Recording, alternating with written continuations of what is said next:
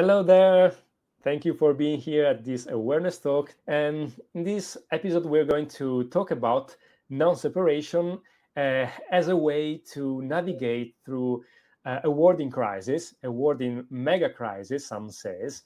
So how this awareness of interconnection, interconnectedness, and of not being able to really separate ourselves from the rest, how being conscious of that, how having experience of that can really direct our actions and turn us to action, towards action, become a way of producing change, a way of trying to make sense of our life in connection with the rest and do some good for the environment we are in, the society we're in.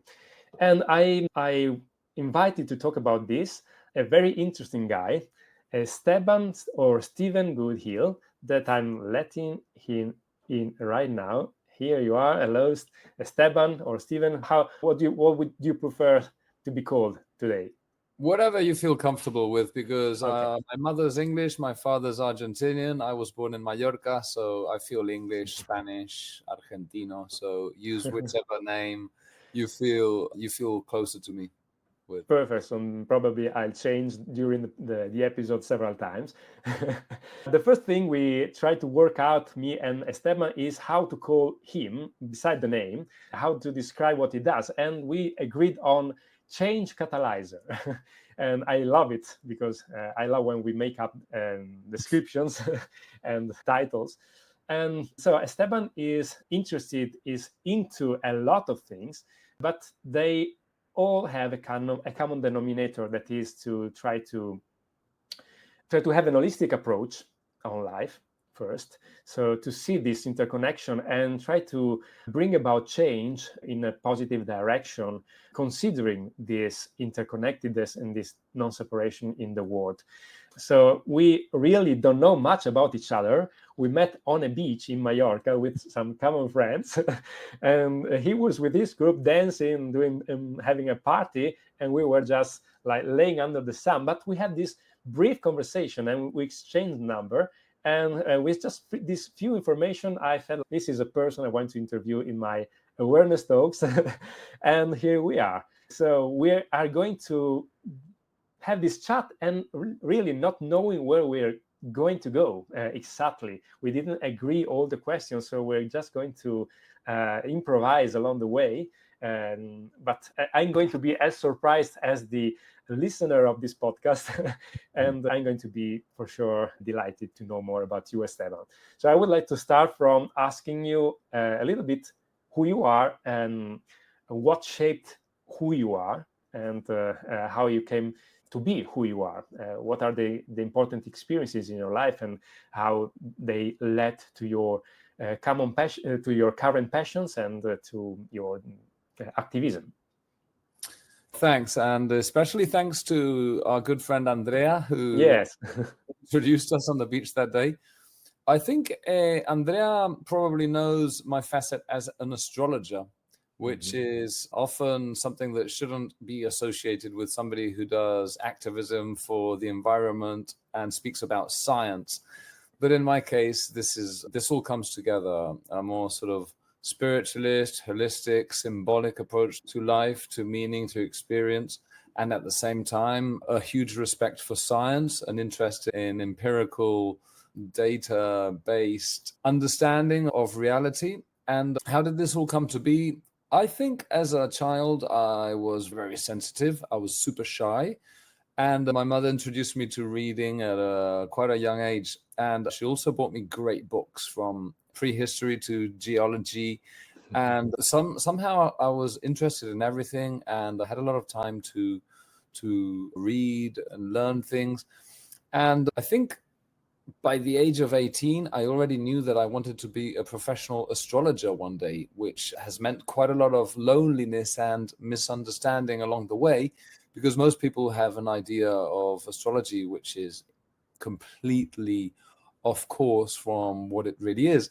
And the reason for my solitude is that I could completely empathize with the people who had a very incorrect idea about what astrology is.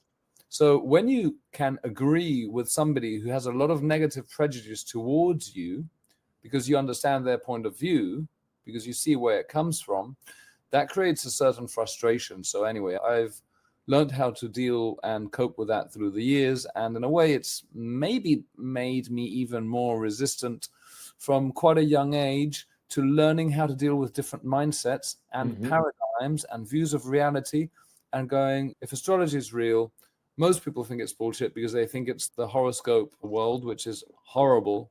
Astrologers, we hate it. That's the last thing we want people to think about astrology. But maybe going through a certain solitude, learning to investigate very much, because I've investigated so many different things, political, social, historical, not only the more psychologically oriented issues that astrology helps to enlighten. And so a lot of investigation plus being in a field which is quite unusual has, in a sense, I think, opened my mind and at the same time stimulated my critical thinking processes. So in a way, this has shaped, at this moment, I'm 43 years of age, and it was more or less in 2018, my understanding of the world crisis, of climate change, biodiversity loss, the scenario of a huge food collapse of the food systems, all this starts to really enter my awareness. I've always been interested in these subjects. I was a nature freak from a young age, but at that point in life, it reached a level which was unbearable.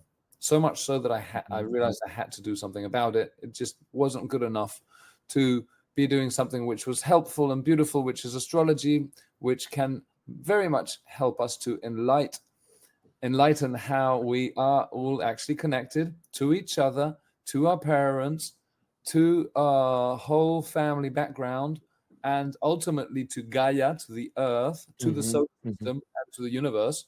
Wow. But to be engaged in an activity so beautiful, so satisfactory for the person, for the client, and for myself, knowing that we're heading for total, very high probability outcome of extinction of the human race within maybe only a few decades, because a lot of things are going very fast, very wrong. It became unbearable and meaningless to be doing something beautiful, helpful for individuals and small groups of people when I'd be giving them a workshop, and at the same time just carry on as if everything else was basically okay. I did go through this quite a major existential crisis, yet another one of them, but my late 30s, in which I actually confronted the question of what I wanted to do with the time I have left, how I wanted to be a part of this planet. And I reached the conclusion that it was not by ignoring the major issues of our time, but by trying to make an explicit, direct contribution from quite a multi-strategic point of view. So different strategies, different levels, different processes, different types of actions. And I very much believe that there are questions which we all need to ask ourselves, such as, how do I live at this time?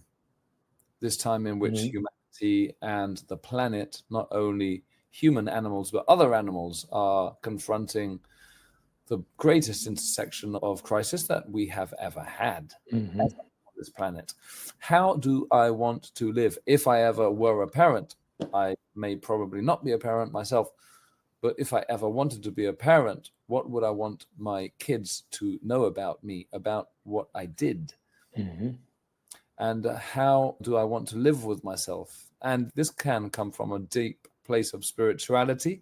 And if you're not necessarily spiritualist, it doesn't matter at all. Still, the question remains, how do you want to relate to your existence? And as an adult, which you probably are if you're watching this video, listening to this podcast, how are you really doing? How are you really doing? Not from the point of view of the inner child, the little child that we all have, who's always about 5 or 6 or 7 years of age and thinks that somebody will take care of the big problems of the adults for you. as an adult, how are you doing really? What is the answer? Mhm. How do you relate to the answer? Anyway, yes, that's more or less how I reached the point where I am Mhm. now. And I do a mixture of social activism, political activism, but sometimes I'm also talking about astrology in public. Sometimes I'm teaching people how to grow vegetables on rooftops in the city. And my interests are incredibly wide, diverse. I'm always reading and listening to podcasts and and I have my own YouTube channel where I try to help communicate, like yourself, with your with your Mm. awareness, which are great. And I try to explore the intersection of personal Yeah. change, social change, cultural change, paradigm shifting, maybe, Mhm. in Mhm. the face of where we are. Because although I'm super explicit with the shitstorm of collapse, I'm super explicit about it. I think it's really helpful to be explicit of that. It's scary, it's big, it's not pleasant. I'm also very hopeful about that Yeah. crisis. I believe in the Chinese language, the word or the Mhm. idea of crisis also implies a great opportunity of change. Yeah. So Yeah. that is literally the way I see it. However, it is true that the crisis is so vast and so deep and so broad that, wow, our learning curve better be pretty fast. Yes. Yes. But I am enthusiastically confident, Mm. despite being explicit about the bad news. Yeah. So anyway, yeah. You know, the information paradox, that the better the predictions, the less they will come true. Because if we really are able to really predict an outcome that is not what we want, and then we will be able also to put actions in course to change it, and we will change the outcome. So what we predicted won't become true. So this is an interesting paradox, and often I find we can find some truth in the paradoxes. Because what are paradoxes but a thing that keeps together different perspectives, a thing that doesn't make sense if you only look at it on one direction, but it starts to make sense if you go around it and see from a 360 degrees angle. So you mentioned many interesting things also here on the awareness talk. What we also want is to try to extract some useful information about life skills and self-awareness. And what happened in you is an interesting shift from a life of, we could say, personal satisfaction, to then a call to get up of the couch, or get out of the house, or any way to start doing something with an emotion probably that it wasn't very pretty.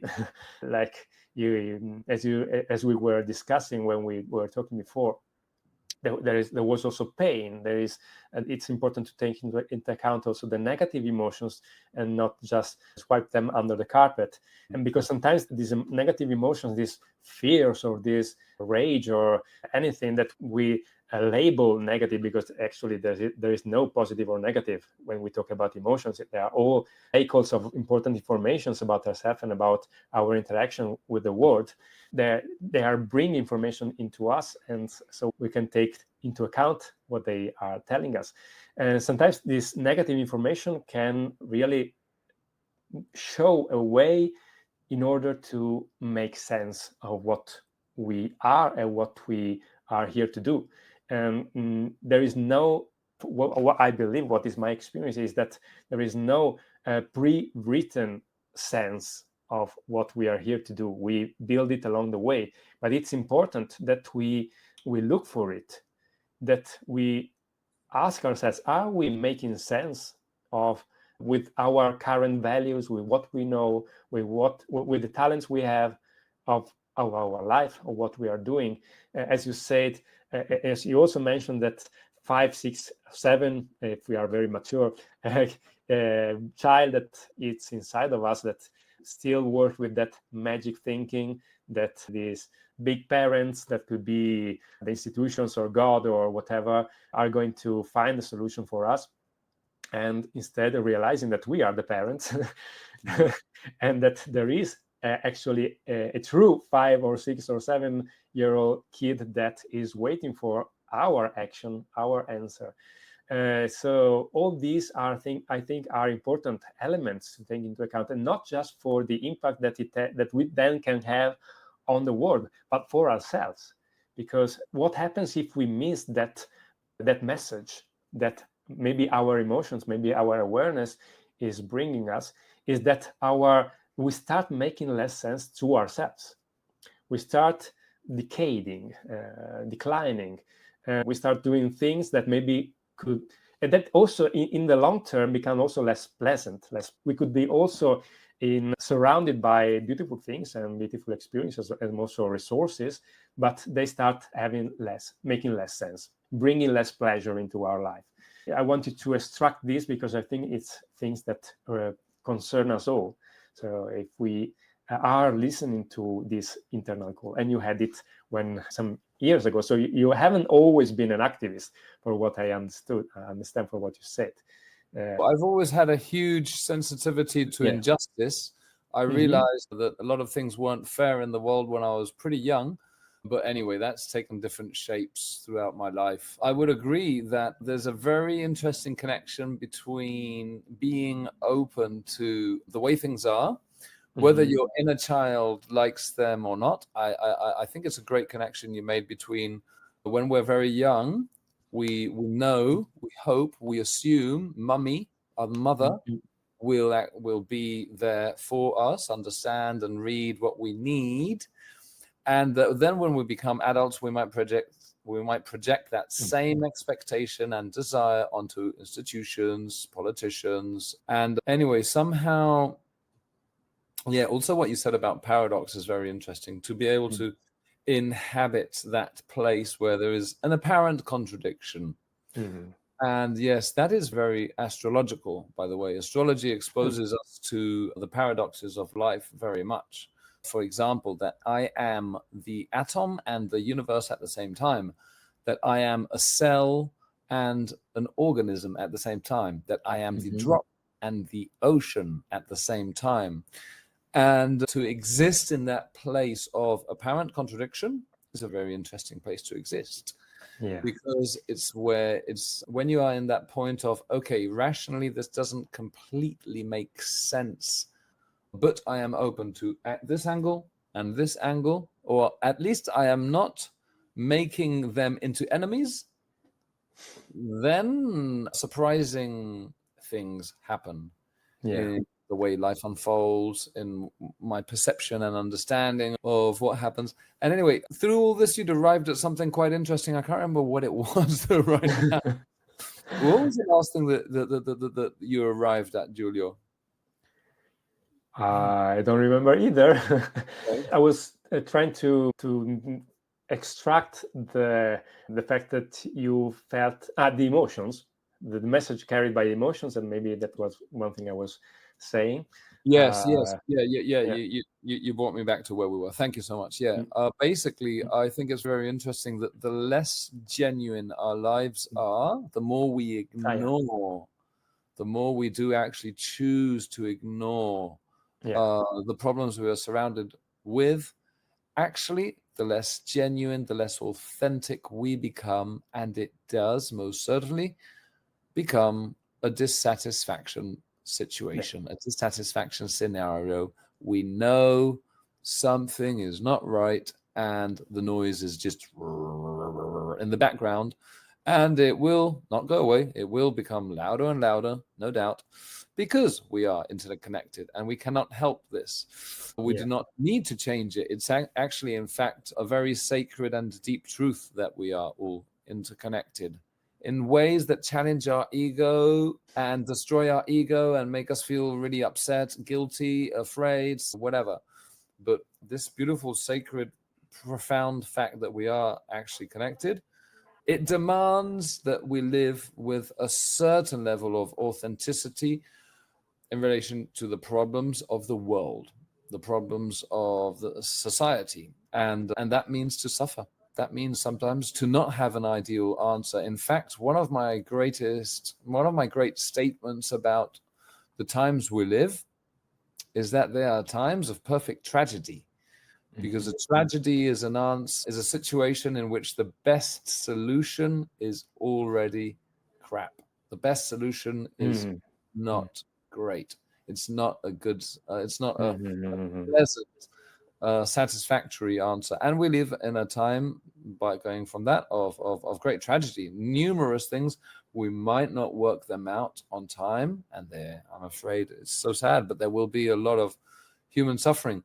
And maybe for those of us who are super spiritual, I'm a bit in between on my daily basis. I love like bodily oriented experiences, and instinct, and it's part of the non-duality. It's part of the interconnection.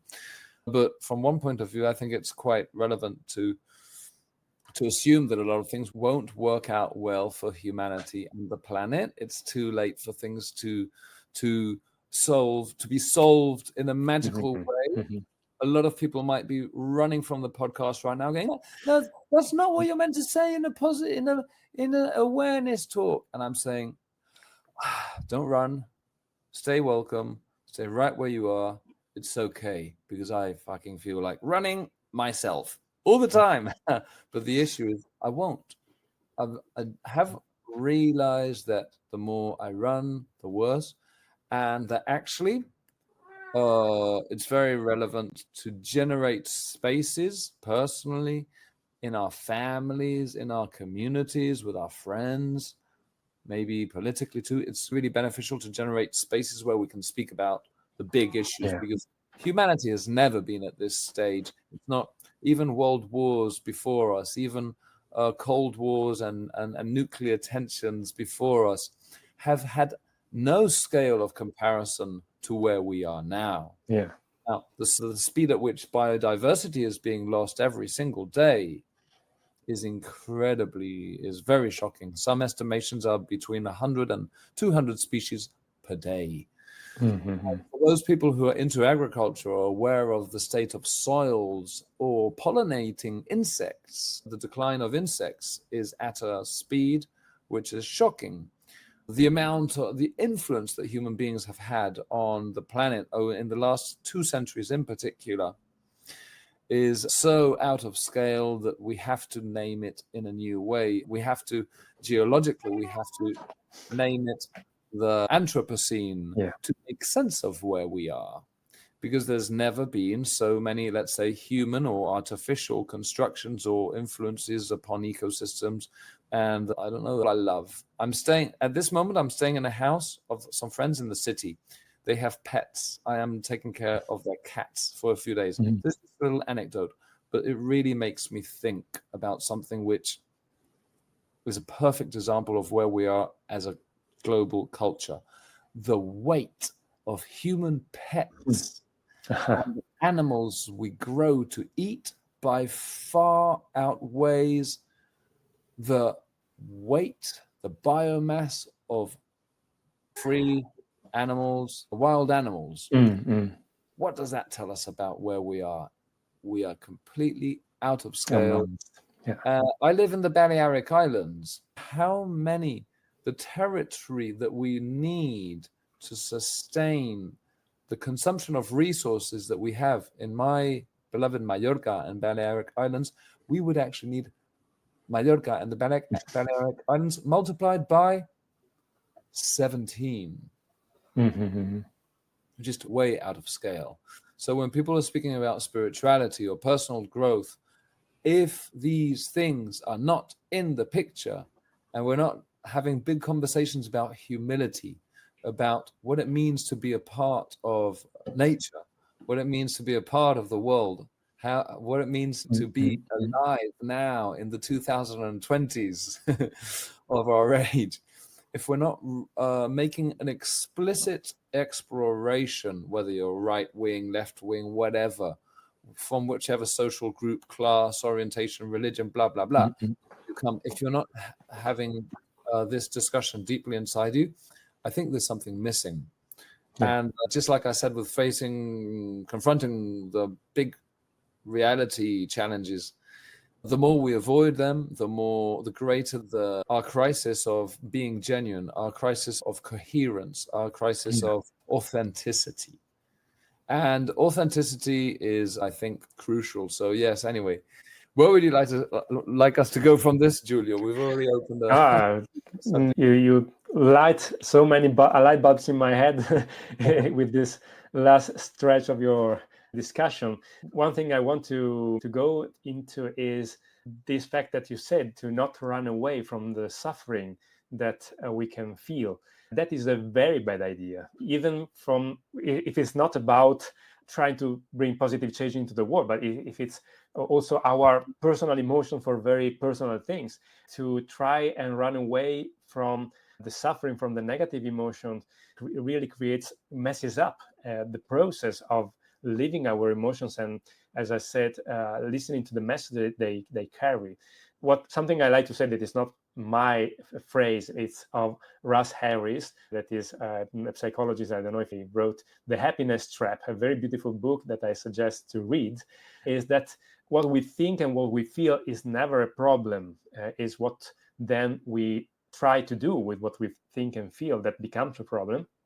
And if we try to suppress or even to obey, there are these two alternative reactions that are both something that is not chosen, but it's an automatic reaction to our emotions and thoughts.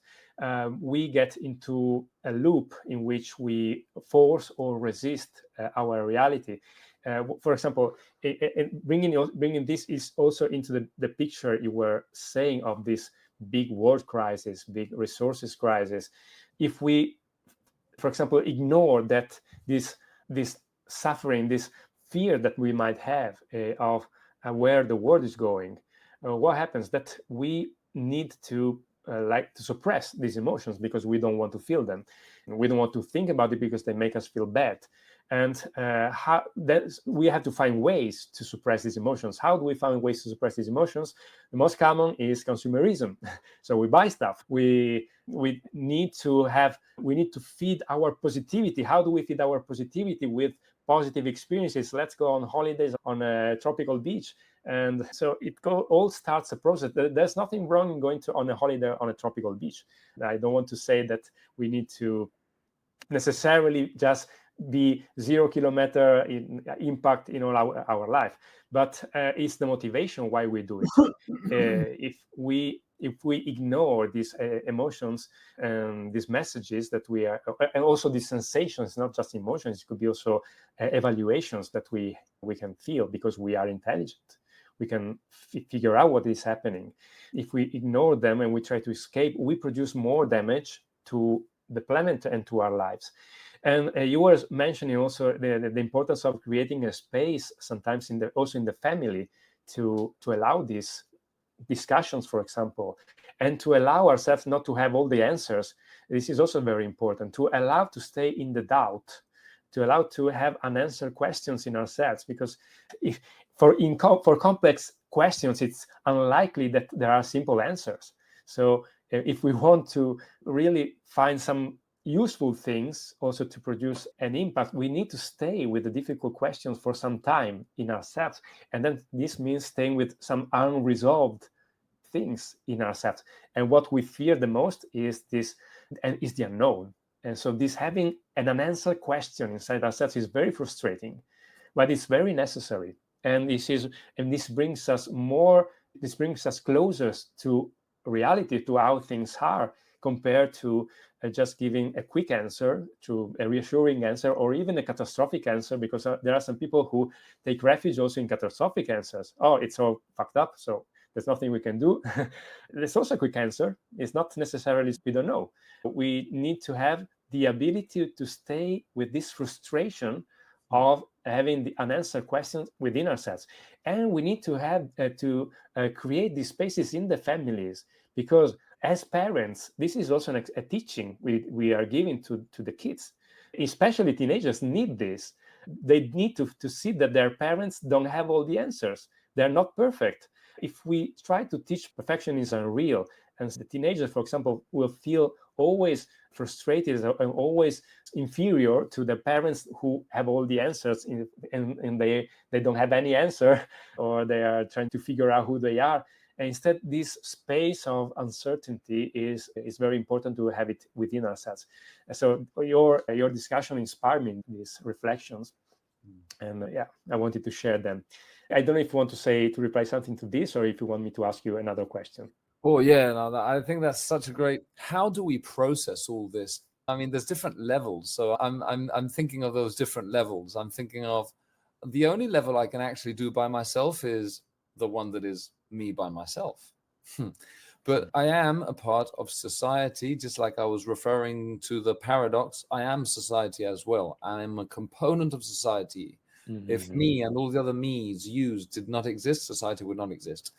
So how do we deal with all this on the social level? How do we deal with all these great questions on the cultural level, on the political level? I think those are very relevant questions, because I don't think the answers are very popular. I don't think the answers are thought about. How do you make these subjects that aren't taboo? How do you make these subjects that you can actually work your way through? So energy is actually moving in some type of a cycle of experience, and there's some sort of learning process or curve or spiral. How do you do that? How do you make that happen? I think it's a great subject. So I can deal with it. Some things by myself. How do I, maybe in a cultural, which might have a bit of patriarchy or toxic masculinity, how do I bring these things in to my family conversation? It always takes somebody to start, somebody to break the ice, somebody to insist, somebody to be rebellious and challenge the official. Somebody will usually play the role of it's all okay, it's under control, or just trust the authority, i.e. me, or trust of family, a father, mother, or trust society, the company, the business, trust politicians. Anyway, somebody will always play that role, and it will take a certain rebellious spirit to penetrate that fake sense of peace and calm and solution, penetrate that, break it up enough to create a space where we can actually speak about it. And it's going to be very helpful to, if you want to do that in your family, it's going to be very helpful if you can provide an attitude of also listening to the other part. So try what is called deep listening. Is a subject which may have appeared on your channel other times, but it's basically offering another person and an opportunity in which you're just going to listen for whatever time, X time. Okay, family, mother, father, brother, sister, whatever. I think it would be really great that we could have a proper deep talk about this. So we've never done this exercise, but why don't we try just for today? So we're going to listen to each other for 5 minutes, and we're going to be like proper football referees. We're going to try and keep it really, you can take a bit more time if you want, but we are going to make sure that every person gets at least 5 minutes, and we're going to keep each other accountable for making this fair play count. So we're going to try and watch out for each other. Okay, can we agree to this? Yes, okay, we've never done this sort of thing. Some parents or family members will definitely be questioning this, feeling uncomfortable. Okay, you don't know how far a little deep listening with a bit of moderation, group moderation, democratically agreed group moderation can take us. It's amazing how much that might open the spectrum of possibilities from then on. So that's one level. That's the family level. Doing the same with friends and neighborhood and community is not that different. Organize an event, organize deep listening, taking turns, explain it. You don't have to study it, but you can look for information on the internet, deep listening, and just learn how to do that, get a tiny bit of practice and offer it to your people. And then what do we do about the same sort of things on the political level? Here is where we need a radical change in democracy to upscale. We don't need less democracy. We, in fact, need way more. In fact, it's actually possible that the lack of democracy will make us lose all democracy pretty soon if we're not very rebellious and collaborative. If we're only rebellious but not collaborative, we'll lose democracy. Mm-hmm. If we're collaborative but not rebellious, we'll lose democracy too, I'm afraid. We have to be pretty rebellious and collaborative. Wow, folks. That's fantastic. Oh, yeah, that's fantastic. You like a challenge. Yes. How do you make this happen on the political level? Is it possible? Absolutely. It's just things that we won't learn about on conventional channels or the television. Hello, Kat. This is some of the weight you were mentioning before of the mess of the pets. I know I love domestic animals too. But anyway, yeah, there is the dilemma. But anyway, so how do we deal with this like on a collective political level? Mm-hmm. Here is where I'm going to point you all towards something which is called deliberative democracy. This is the real original democracy that we have never really practiced or learned about. And it is basically having time to listen and think about things properly. And there's many different ways of doing it, but I'll leave you just with that clue. But my great point is this moment of history, which is absolutely, it's a privilege and an honor to be alive at this time. Maybe it's a huge burden and a responsibility too. But if we are alive now, I think we have to recognize we need something deeper, a deeper type of wisdom. Wisdom is a word which is not in fashion at all these days, which is a symptom of the lack of wisdom and the lack of depth of our time because of consumerism, series, excess drugs, seduction of the whole capitalist production society, economic wheel. So wisdom is, I would say, what we most need. And the way of going that direction is to generate space, time, where reflection is cool. Make reflection sexy again. Make philosophy sexy again. And detach spirituality from evasion of problems. That's a very, very one. Because about 10 years ago, I was incredibly enthusiastic about the communities that I knew. These days, it's no longer the case. These days, spiritualist people, I'm waiting for them to see if they believe the earth is flat or if they, or I'm terrified of spiritualists these days because I study astrology, so I can tell you that spiritualist personalities are very often people who are sensitive, deep, imaginative, impressionable, and these are beautiful qualities. These are qualities which I personally enjoy, and in any party, I will join you who has those qualities. You're going to be my favorite person to speak with and spend some time with. No problem with that. The issue is when those qualities are not accompanied by being grounded and critical thinking, we've got a problem because we've got a massive fake news industry these days. We've got AI to make nightmares worse. And we've got extreme distraction campaigns and strategies and confusion strategies. And anyways, these days, I don't even know how I got to this point of the conversation right now, but basically the spiritualists have a bit more special homework to do than we had. Past. I can relate to this. And I think also it's their version of that kind of personality, again, to escape, to run away from the negative emotions.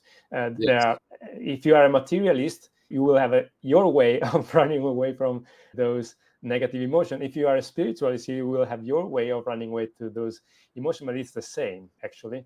And it ends up in the same delusion and in the same partial vision of reality. And there cannot be, on my point of view, I rarely use the word spiritual or spirituality because for the reasons you mentioned, because sometimes I recognize myself in those terms, but sometimes I don't because of this new age or this kind of superficial way of seeing those.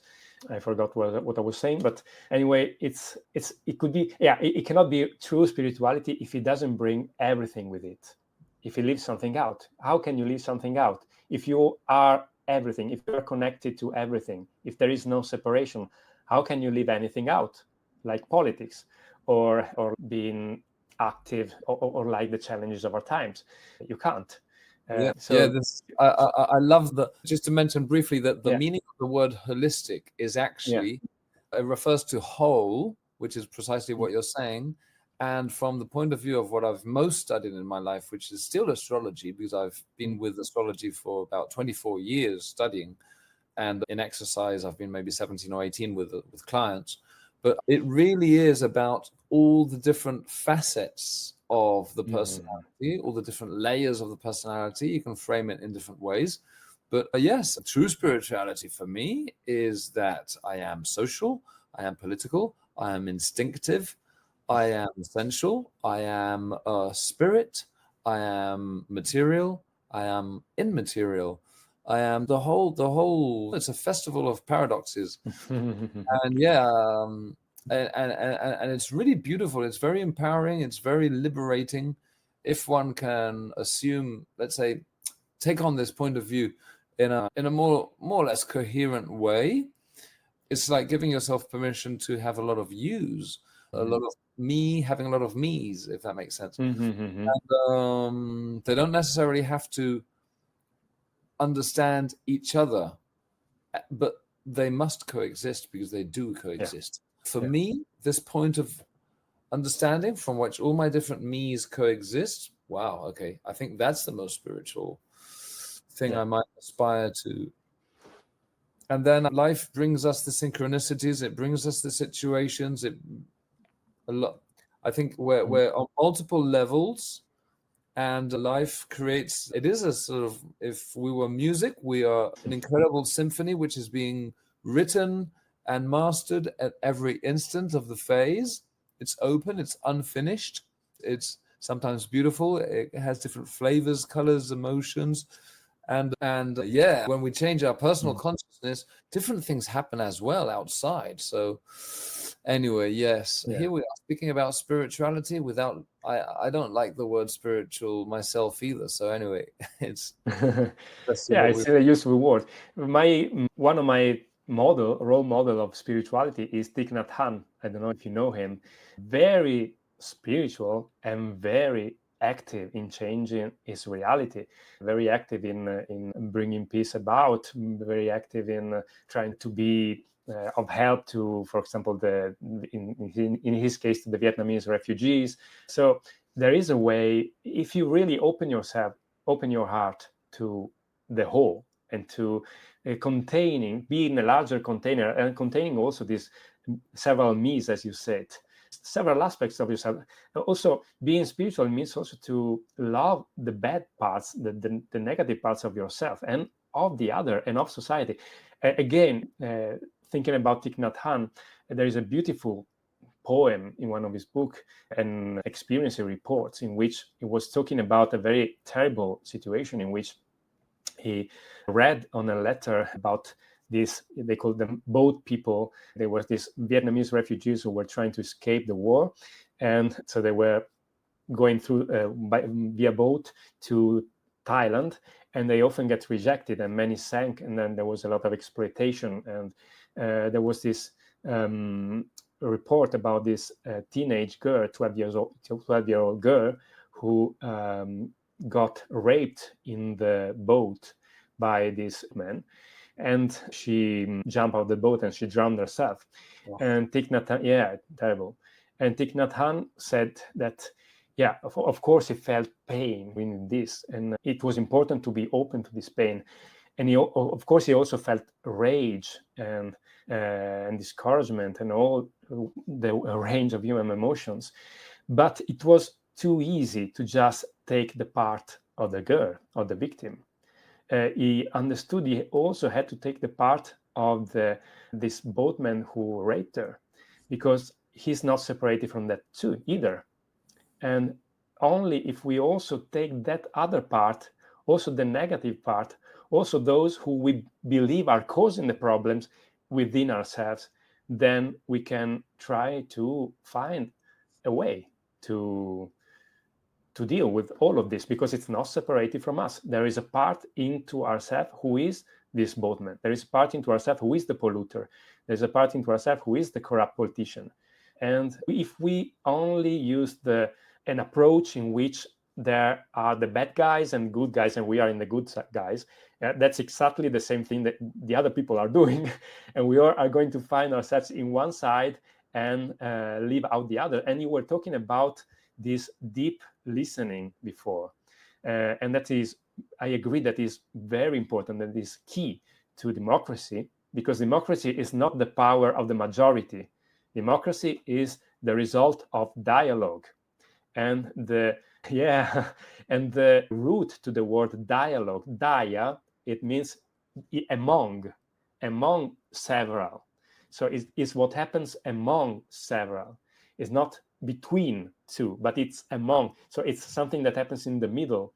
And that only happens when we allow ourselves to be transformed by listening to the others.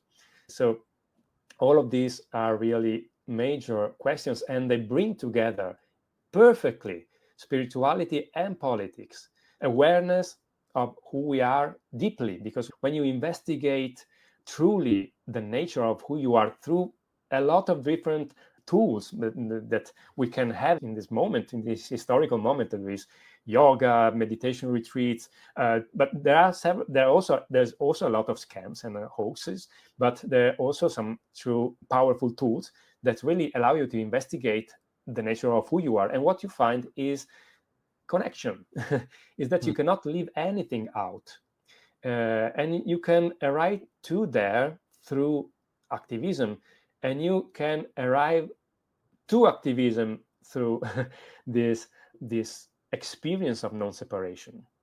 Then there are also a lot of ways in which we can, again, have a glimpse of truth and then cover it up, coat it with lies we tell ourselves. Then we can create, again, justifications. We can create, again, a personality that excludes a part of the reality and lives in the maps. We need maps to deal with the reality. We cannot see objectivity.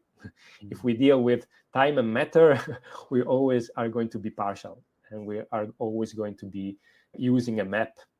But just being sometime open in the territory, and that means having no judgment, being open and without judgment, really creates this space of dialogue you were saying before, that is also so important for real change and real democracy, in which there is understanding. And then, of course, there will be decisions to be made, and somebody is not going to be happy about the decisions. And so then maybe majority it can be useful, again, the vote to the majority. But the majority without dialogue is another kind of dictatorship. Is that it doesn't work. Absolutely. Here, I'd love to add something, a little reflection on the value of inner dialogue and astrology. Once again, astrology has this, that shows us this wheel, which is the zodiac, which is a space around the Earth in orbit around the Sun.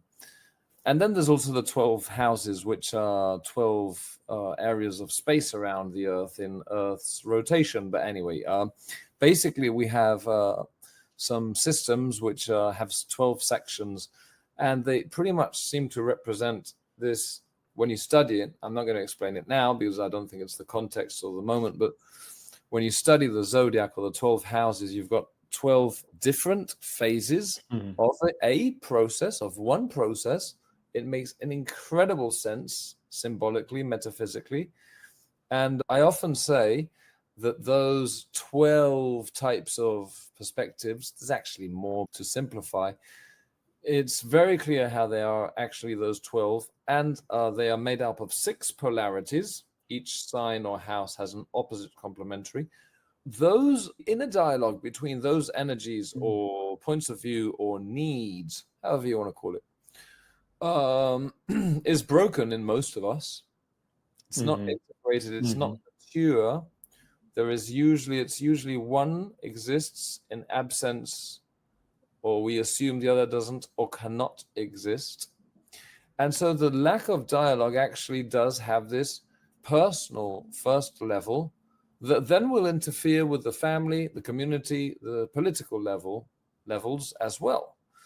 Here is where I think my paradigm, the paradigm that I think about, that I refer to, that I identify with, is a paradigm of interdependence, interconnectedness, interdependence. I'm not independent. I'm not dependent either. It's some sort of paradoxical, both at the same time thing that seems to be going on. And astrology is so beautiful and helpful to understand where my own inner dialogues might collapse, where they might fall down, fall apart. And because of that, I might have a broken image of reality. And when I realize that, I might have a slightly more sensitive approach to what life and reality are, and society. And because of that, I might actually take responsibility for something which my ego might be having an issue with. And life might actually become lighter. A conflict might actually become a learning opportunity. Some really hard conflicts, which are those that are really hard to let go of, might actually become the greatest opportunity of learning. And I believe that the nature of societies is quite similar to the nature of individual personalities. So this is something that astrology shows us very much, because societies also have their natal charts. So when a country or company or a group of people organize a protest or organize a citizen assembly of some sort, any event has, we say, the qualities of the time when it starts. That's why it's born in that moment, because it is coherent with that set of energies. So there's going to be basically an implicit personality arrangement in that time quality, in that moment. And to navigate one's way through those energies, the more I know about those energies, the more I will probably integrate them. So the more abundant I will be, the more responsible I will be, the more mature I will be, the more in contact with all my different parts I will be, the more complete I will be, and probably the more peaceful I will be. Yeah, I wanted to highlight that fact of external democracies, external peacemaking in the world does actually have this very personal correlation. And in the other way as well, societies also have a huge correlation to the way personalities work. A lot of societies now politically are collapsing because the world is becoming way too complicated, and there's not enough proper dialogue, as you were, between the different parts of society. So when somebody comes up and proposes a simple, easy solution where there's good guys and bad guys, and the objective is clear, and it's not 2 or 3 different things at the same time, but then you have to change gear, and it's the percentage of each solution counts. And no, it's just simple. It's black or white, and there's some strong male clear leader, like, follow me, I'm your hero archetype, I'm your solution. A lot of societies are going into this very dangerous dynamic at the moment, because of course it's incredibly seductive, and intelligence becomes a problem, sensitivity becomes a problem, responsibility becomes a problem from the point of view of these more sort of authoritarian seduction regimes. And that is something we have to be really aware of at the moment. The more a society is prepared to listen to its own internal personalities, its militant personality, its gender sub-personalities. I would say that each country has its own gender roles. This is crazy to someone who dislikes astrology or who's astrologically uninformed. But I would say that each country has its Sun and Mars, its male energies, if you like, and its Moon and Venus would represent its female qualities. Now, this is not something I propose that you believe in faith. I am completely uninterested in faith. I have absolutely no interest at all in faith. I'm very interested in empirical understanding. So don't take my astrology talk as something where I prefer that you totally don't believe me. If you think it's a question of faith, please don't believe me. Don't. I'm not interested in anyone believing. I'm interested in people having the same reasons to relate to astrology that I have myself, which is empirical based in investigation. So don't believe it's fake. If you want to frame this as something about faith, let's say it's fake, but then do just check it out in case it's not. Okay, do the homework.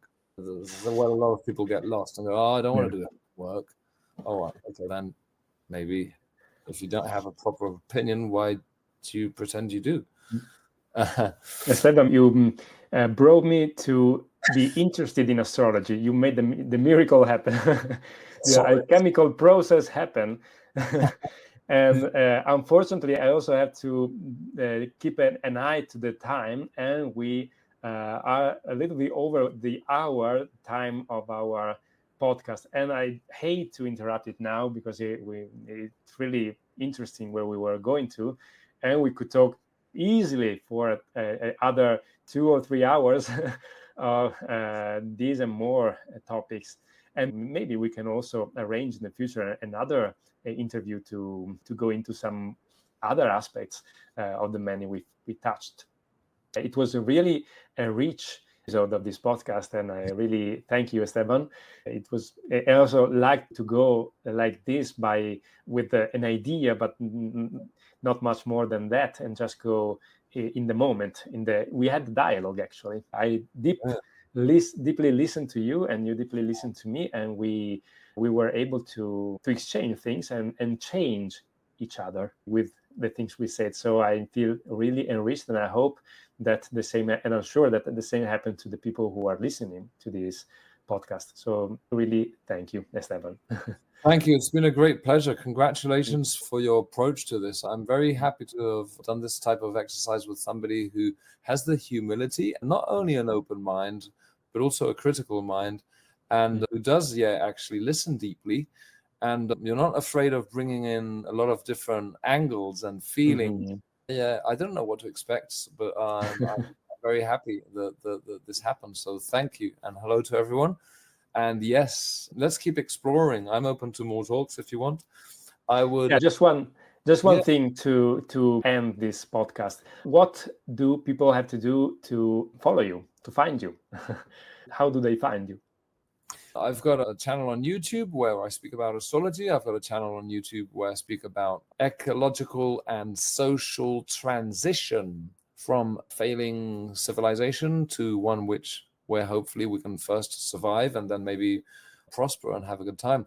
And you'll find me on YouTube. I don't presently have a proper website of any type, but you can find me on YouTube. My astrology YouTube channel is Esteban Steven Goode Hill. So I'm using both my names in Spanish and English. Esteban Steven Goode, which is Goode, and the second surname is Hill.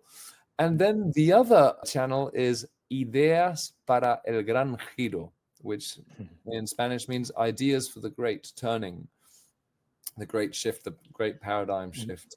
So and both channels are different, but I'm always interested in this great paradigm shift in the face of multiple crises. So Giulio, thank you so much. Great pleasure to talk. I will put all these links just for the people who are panicking.